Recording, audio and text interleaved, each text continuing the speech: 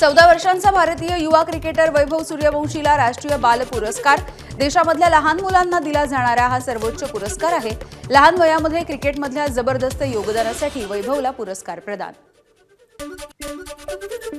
Australia आणि England संघामधल्या Ashes मालिकेमधील boxing day कसोटीचा पहिला दिवस गोलंदाजांनी गाजवलाय.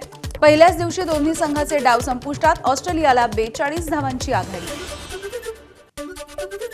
विजय हजारे करंडकामध्ये मुंबई विरुद्ध उत्तराखंड सामना.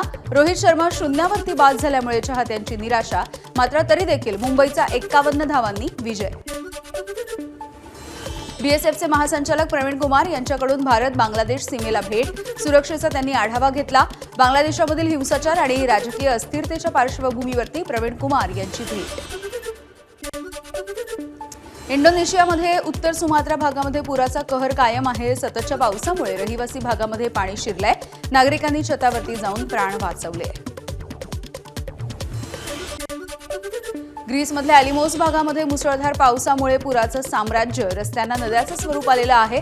जनजीवन देखील विस्कळीत झालंय. रेल्वे भरती बोर्डाकडून 311 पदांसाठी भरतीची अधिसूचना जारी. 30 डिसेंबरपासून ऑनलाईन अर्ज भरता येणार आहेत.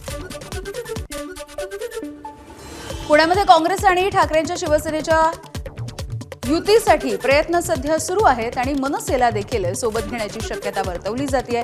ठाकरेंची शिवसेना आणि काँग्रेसच्या नेत्यांमध्ये चर्चा झाल्याची माहिती आहे.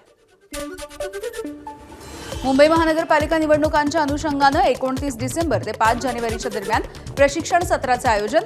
निवडणूक प्रशिक्षणाला उपस्थित राहणं अधिकारी आणि कर्मचाऱ्यांसाठी बंधनकारक असेल.